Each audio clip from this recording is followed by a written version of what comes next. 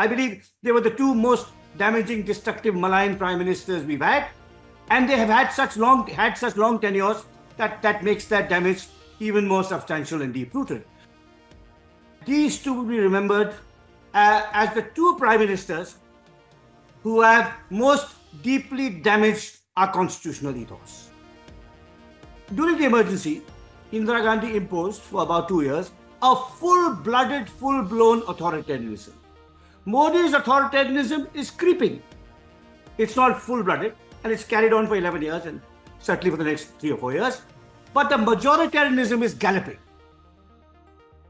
The negative impact of Modi's period as Prime Minister will be more long-lasting and more damaging. Hi, I'm Karan Thapar.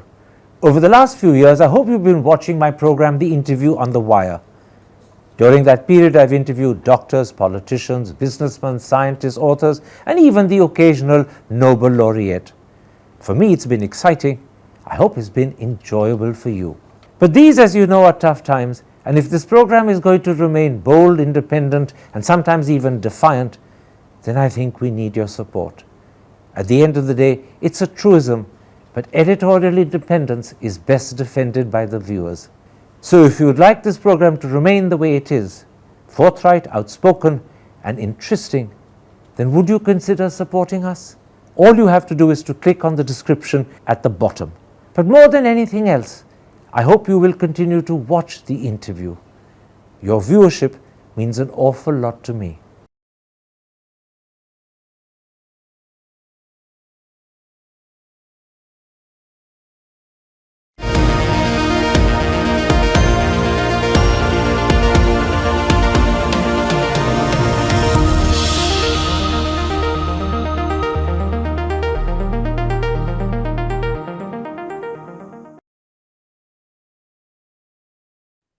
Hello and welcome to a special interview for The Wire. This year is the 50th anniversary of the emergency declared on the 25th of June 1975. Not surprisingly, it's a subject of keen attention and study. Two questions have come to the fore. How does Indira Gandhi compare with Narendra Modi? And are we today living through an undeclared emergency? Both those issues are the subject of an article in today's Calcutta paper, The Telegraph, and I'm now joined by the author, the well-known and highly regarded historian and political commentator, Ramachandra Guha. Ram Guha, in an article you've written today for the Calcutta paper, The Telegraph, you compare between Indira Gandhi and Narendra Modi. You've identified 5 similarities and 2 key differences. Let's start with the similarities. First, you say both created a mammoth personality cult around themselves. We know that Modi's pictures are literally everywhere, and we know that he only refers to himself as Modi. What sort of personality cult surrounded Indira Gandhi? So, Karan, Modi's personality cult, as you say, is everywhere.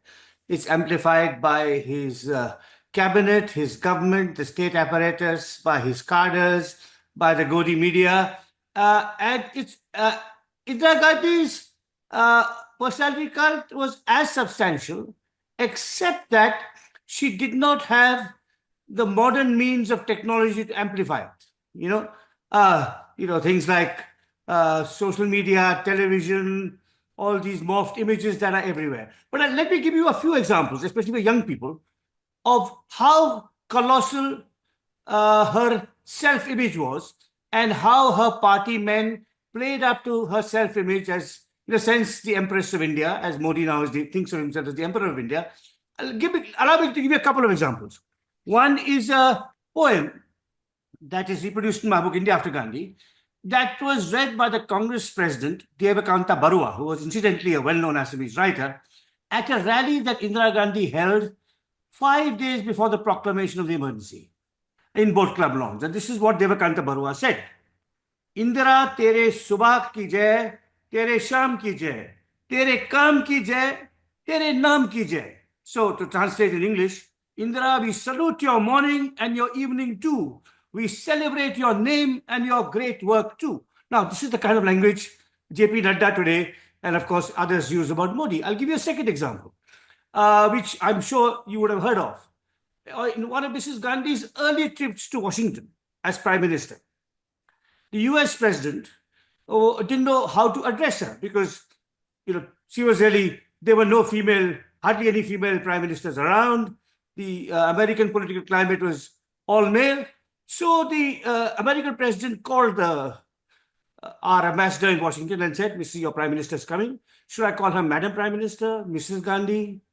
And the High Commissioner conveyed this query to Delhi, whereupon the reply came back from the Prime Minister, allegedly and possibly partially wholly true.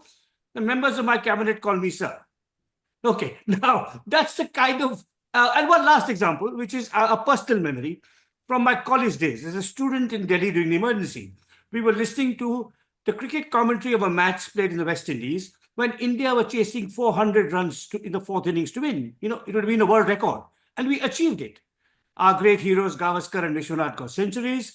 The winning run was scored, and as it was, the Hindi commentator on All India Radio, then known colloquially as All Indira Radio, exulted.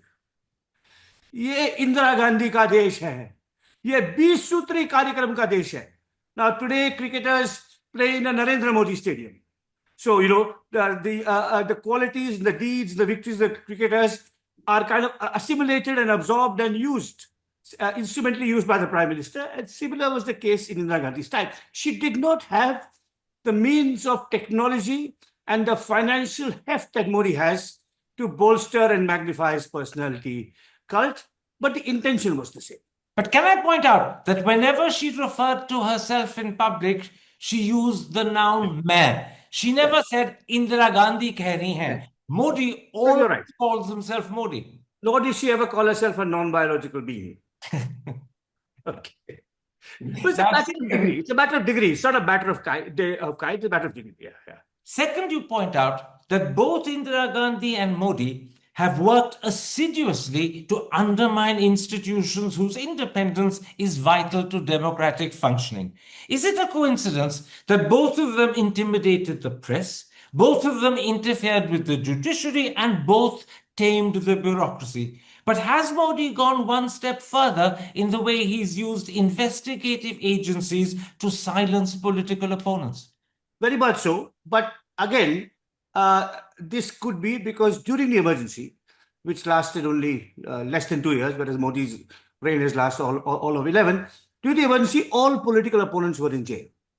Today, we have several state governments that are ruled by opposition parties. We have a flawed democracy, but still some kind of electoral competition alive. So Modi needs to go after them. But yes, he has instrumentalized them, and some institutions which Indira Gandhi did not tamper with at all, such as the Reserve Bank of India and especially the army, has been extremely politicized under Modi. Third, you talk about their unilateral rather than their consultative mode of decision-making. You point out that prime ministers are supposed to be first among equals, primus inter pares, but both of them, Indira Gandhi and Modi, behaved like all-powerful American presidents. I take it in this respect, the two were virtually identical. Yes, and different from other prime ministers. So if you compare Indira Gandhi with Nehru, Nehru had cabinet colleagues like Patel, Azad, Rajaji, Pant, Rajkumari Amrit Kaur. He had to consult and take the advice of very powerful chief ministers such as B.C. Roy in Bengal, Y.B. Chavan and Morarji Desai in Maharashtra, and so on and so forth. Kamaraj. So it was a much more consultative model. Here, likewise with Vajpayee. Of course, Vajpayee was running a coalition government, but even if he hadn't been, his temperament was consultative. Here, it is really, and I mentioned this in my article, it is a further parallel. Not only are they unilateral and imposing their will on decision making, but they do have advisors, and only one.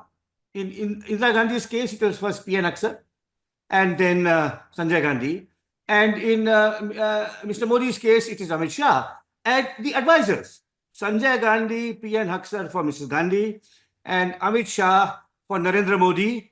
Confirm, consolidate, further endorse, support, and help perpetuate this authoritarian style of government. So it's not as if the main advisor, for example, in Nehru's case, Patel and Rajaji, would push back, would say this is not right, do something different.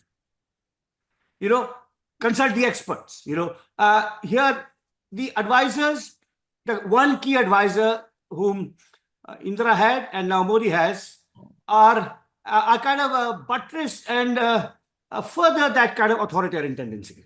A moment ago you said that Modi has politicized the army, an institution that we consider sacrosanct in our country, in a way that Indira Gandhi did not. But didn't Indira Gandhi supersede General Sinha, who then promptly resigned? He was vice chief at the time, and appoint Vaidya in his place. See, supersession is one thing, and I don't defend that. But communalizing the army is another.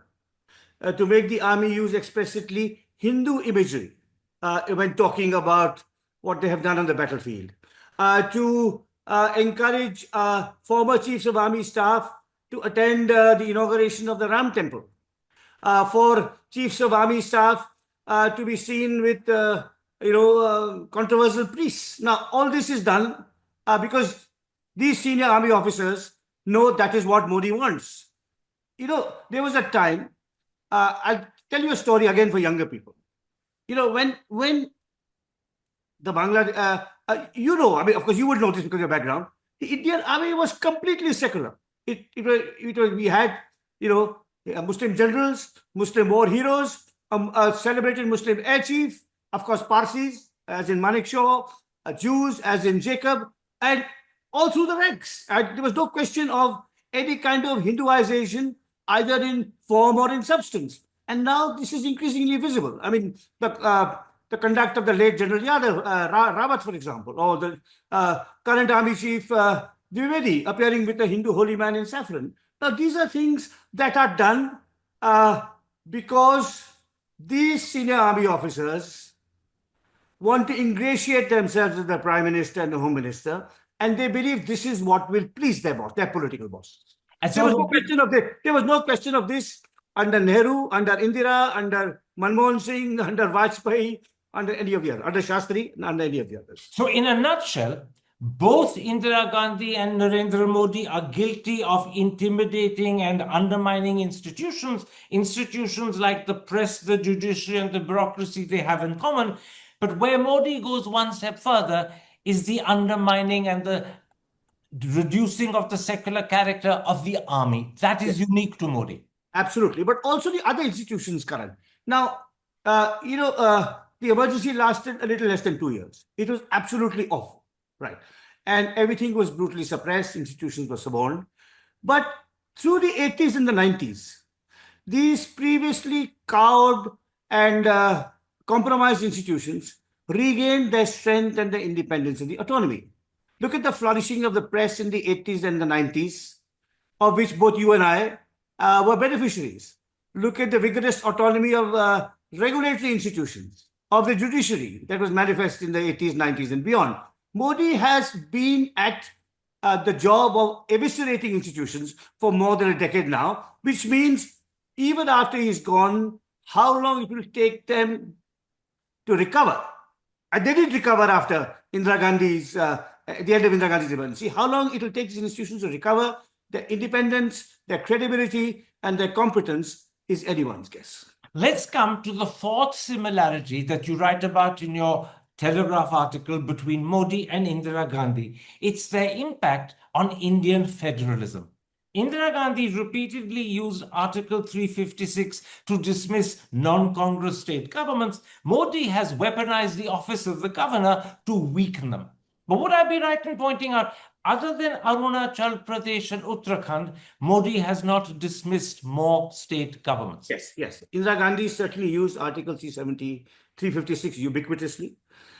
In that sense, in that particular respect, her negative impact on Indian federalism was much more substantial. But Modi has also undermined and weakened Indian federalism systematically, deliberately, and dare I say, ruthlessly. The weaponizing of the instrument of the governor, the way Dhankar and now Bose behave in Bengal, the way Khan and now the new governor of Kerala behave in that state, the way Koshyari behaved in Maharashtra, the way lawfully elected state governments have been undermined, and through the BJP's washing machine, they've installed their own governments of defectors, encouraged by the governor. Look at the COVID, how the COVID pandemic was used to centralize powers in the state, in the center, take away powers from the state. Look at more recent changes, for example, the cooperatives, which are a key element of federal functioning, and every state is very proud of its cooperatives, whether it be Amul in Gujarat or Nandini in Karnataka or whatever. Now there's a centralized ministry of cooperatives because the cooperatives have a large rural base, and Modi and Shah want to centralize that, control it, and it's no coincidence that Amit Shah is Minister of Cooperatives as well.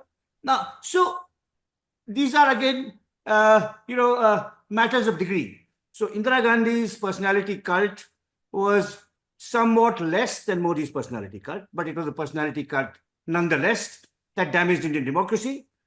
Modi's eviscerating of Indian federalism is apparently less damaging than Indira Gandhi's eviscerating of Indian federalism, but it is damaging nonetheless. So these are nuances and that have to be added on, but the basic similarities in their leadership styles remain. And in their attacks on democratic institutions, those similarities are very, very visible and clear, as documented in my article. Now, Ram, the fifth similarity, the final of the five similarities that you point out, is that both of them, Indira Gandhi and Narendra Modi, used hyper-nationalism to consolidate their rule. Indira used to insinuate that Jayaprakash Narayan was a Western agent or stooge. Modi's BJP accuses Rahul Gandhi of being in the pay of George Soros. Both of them try to denigrate their opponents by suggesting that there is something anti-national about the opponent. Yes, I mean, that when they can't question or rebut the opponent's political or policy arguments, they question their credibility and their integrity. And this is really bringing politics down to a low level. This was never resorted to by leaders of other parties. Again, to give examples from before, not by Vajpayee, not by Narasimha Rao, not by Nehru, who showed extraordinary respect and to his political opponents, not by Mahatma Gandhi. I mean, Mahatma Gandhi famously said that when the British has left, we will retain the best of British institutions. So demonizing political adversaries was antithetical to Indian nationalism, and that's what made it such a special kind of nationalism. It was not marked by jingoism, by Manichaean thinking. It was critical of those leaders were critical of their political opponents, but never in such savage, brutal, awful ways. And this hyper-nationalist business. Now, of course, in Modi's case, even the nationalism has a majoritarian tinge. So in Indira Gandhi's case, the hyper-nationalism did not have a majoritarian tinge. It may have had a kind of anti-Western tinge. You're American supported. Here it is, you're a Pakistan agent. Those kinds of even darker, more sinister accusations are used against those who may have legitimate criticisms of the Modi government's policies.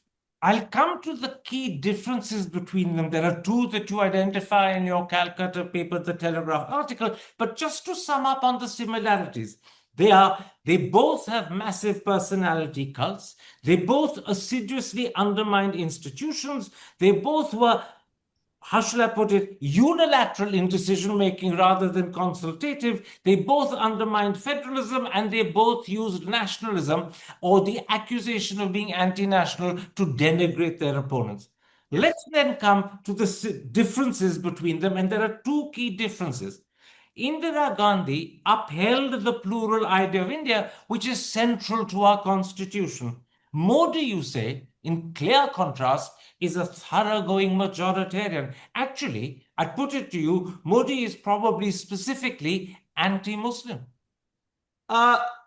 Yes, absolutely, except that it's not just Modi, it's his party and his government is anti-Muslim. In fact, as I suggest in my article, Modi's majoritarian tendencies are usually expressed indirectly and euphemistic prose language. His home minister, his cabinet ministers, chief ministers of Assam and UP, and of course the troll army of the BJP is viscerally anti-Muslim. And it's not just words, it's also deeds, it's attacks, it's lynchings, it's bulldozers, it's removing the names of hundreds of thousands of Muslims from electoral rolls. It's deporting Indian Muslims to other countries, as is now happening in parts of Assam. So all of this shows him, of course, unlike Indira Gandhi, to be as I say, a thoroughgoing majoritarianism. But there's one other difference, which is to Indira Gandhi's credit, which I did not mention in my article, Karan, and allow me to elaborate on that.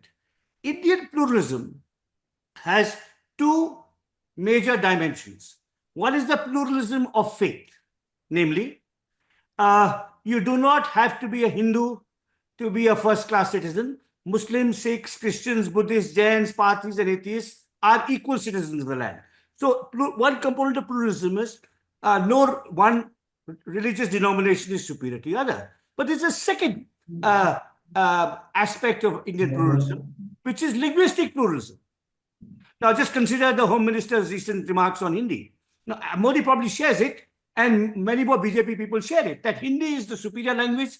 It must be imposed everywhere. Now, in 1965, when Prime Minister Shastri ill-advisedly imposed Hindi in the South, and there were anti-Hindi protests, it was Indira Gandhi, who was in his cabinet, who urged him to reconsider. And Shastri, to his great credit, reconsidered and restored English as one of the languages, official languages of the Indian Union, along with Hindi. So the linguistic pluralism of India was also absolutely endorsed by Indira. I mean, and this is very important. If we look at, there's a controversy which maybe people in Delhi are not following very much, which is happening in Tamil Nadu, where there are some excavations going on, which have shown the antiquity of Tamil, of urban cultures in Tamil Nadu, arguably predating, the Indus Valley.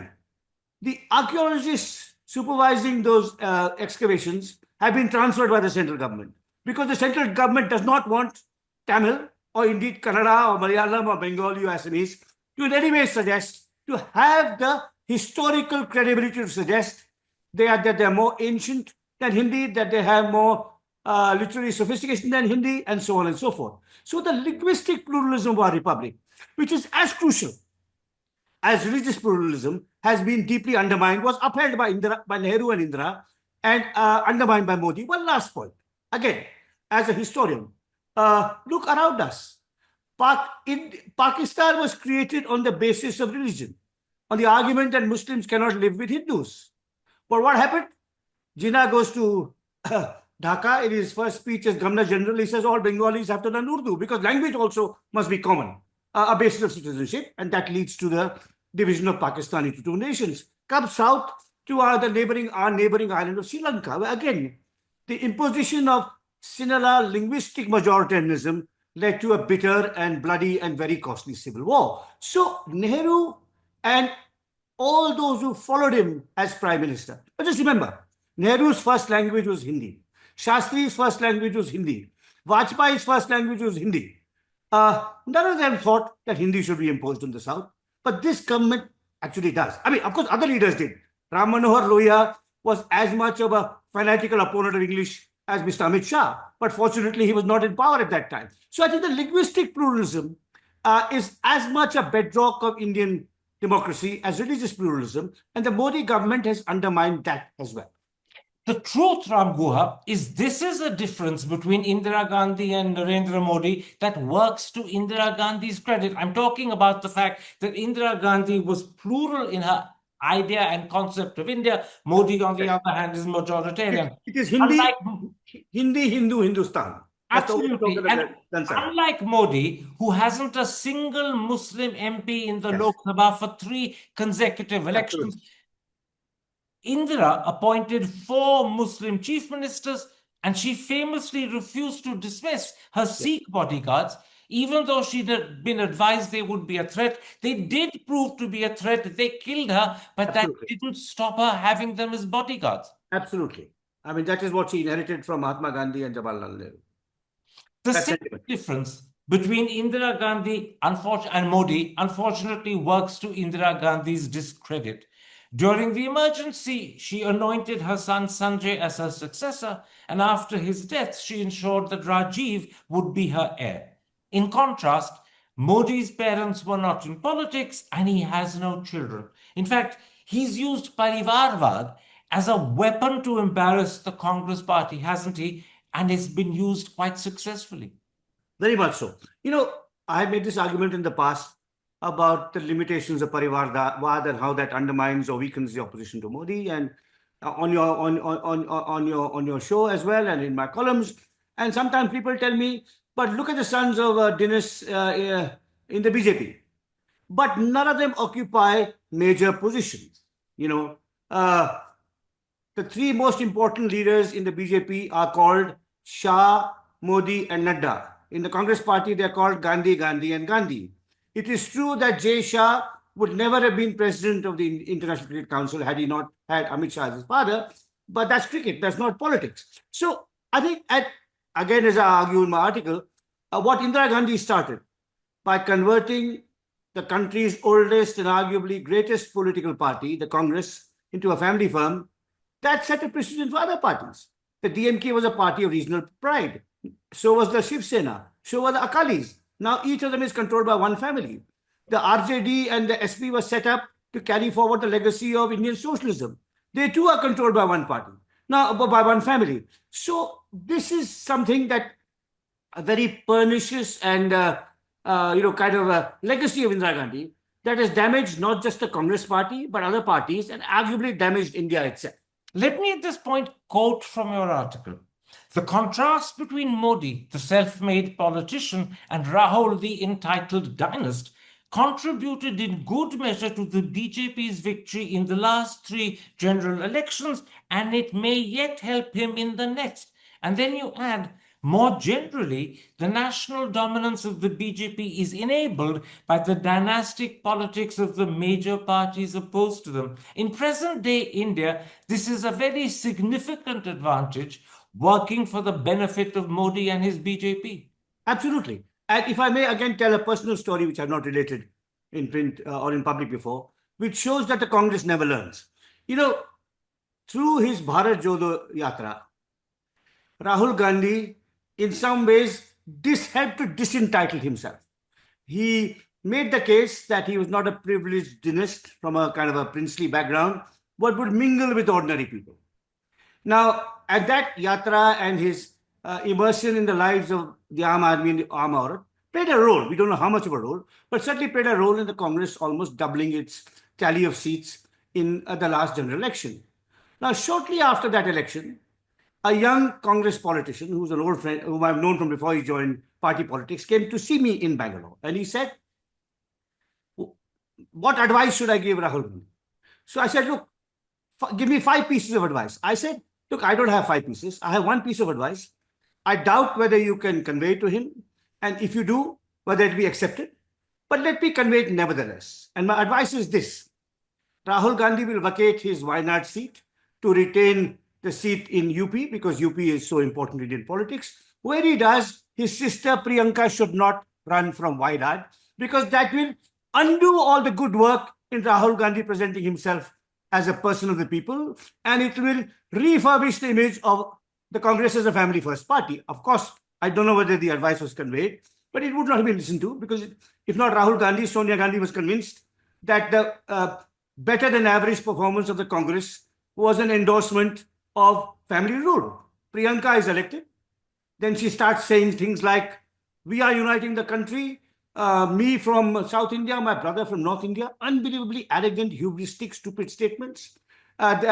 Shortly afterwards, the 75th anniversary of the promulgation of the Indian Constitution is being commemorated in the Indian Parliament in the last week of January 2025. And who is the lead speaker for the Congress party? Priyanka Gandhi. The granddaughter of Indira Gandhi, speaking about the Constitution, when 6 months later, we will commemorate the 50th anniversary of the emergency. So the Congress is spectacularly stupid in this regard. They don't even learn from their ongoing mistakes, whether this is because of ignorance or naivete or being cut off from a wider chain of critical feedback loop. I cannot say. But again, one last thing. Rahul Gandhi, whom I met once many years ago, is a decent man. I'd say this. Unlike Modi and Shah, he is not ruthless and venal. He has a heart. I can say that.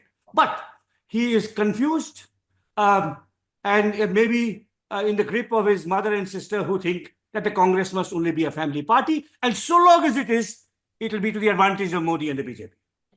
Now, you end your article by asking a very pertinent question. Whose regime has been worse, Modi or Indira Gandhi? What's the answer to that question?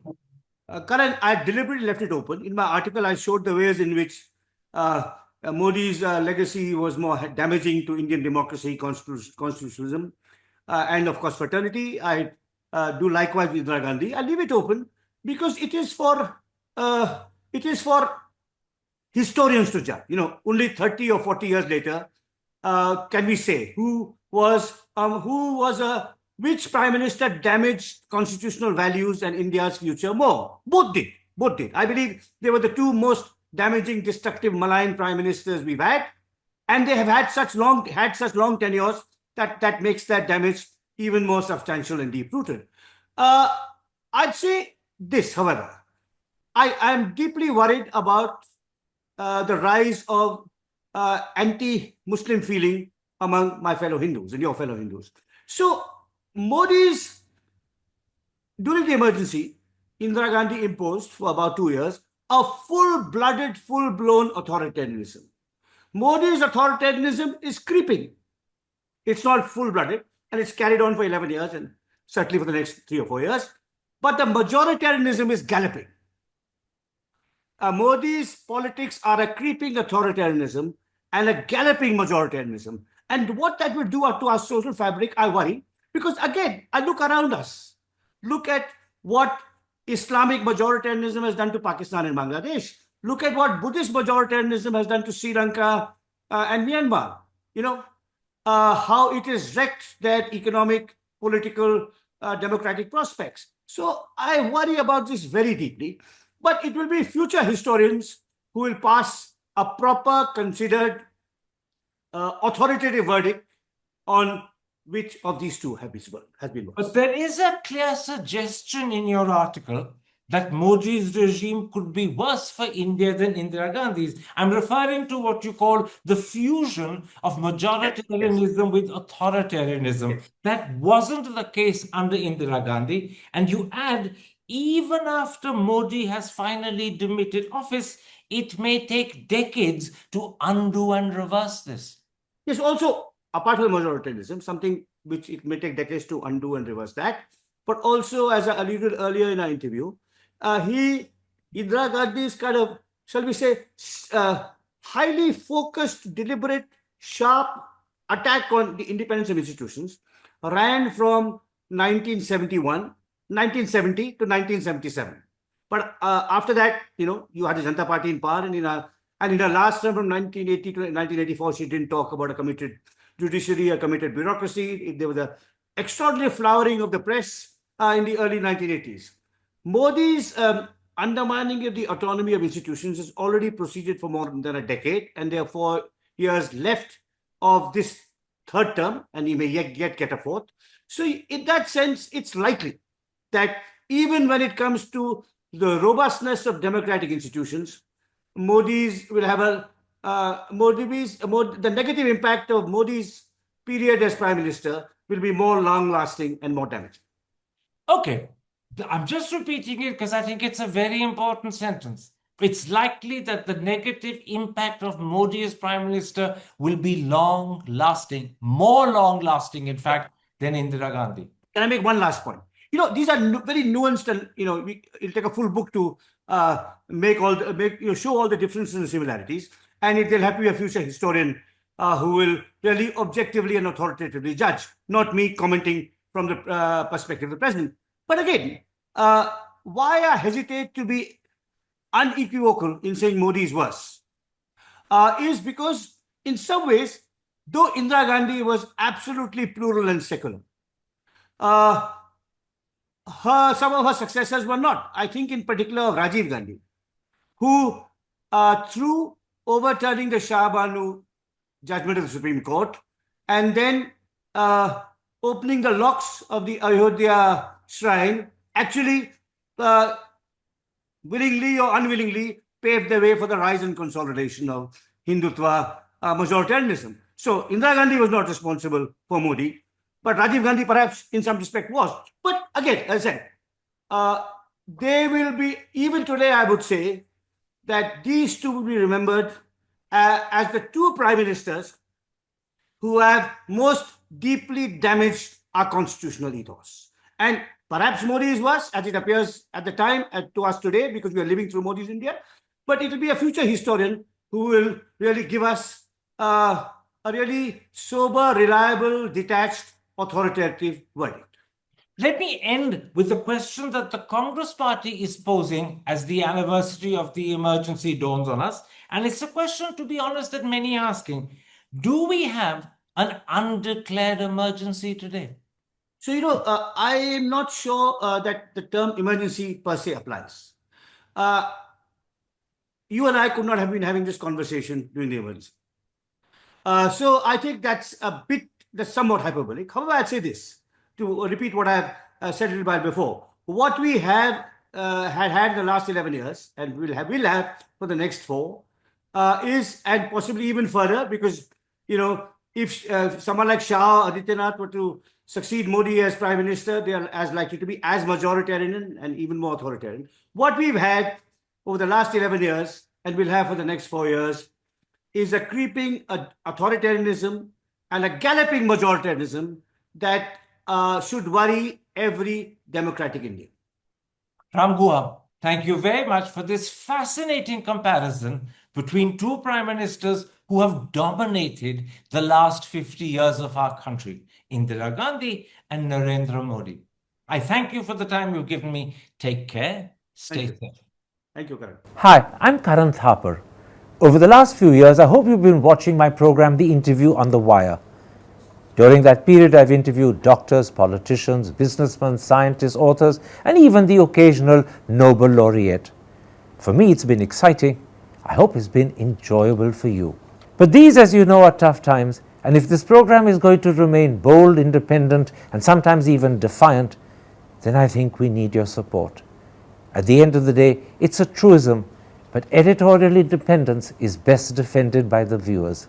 So if you would like this program to remain the way it is, forthright, outspoken, and interesting, then would you consider supporting us? All you have to do is to click on the description at the bottom. But more than anything else, I hope you will continue to watch The Interview. Your viewership means an awful lot to me.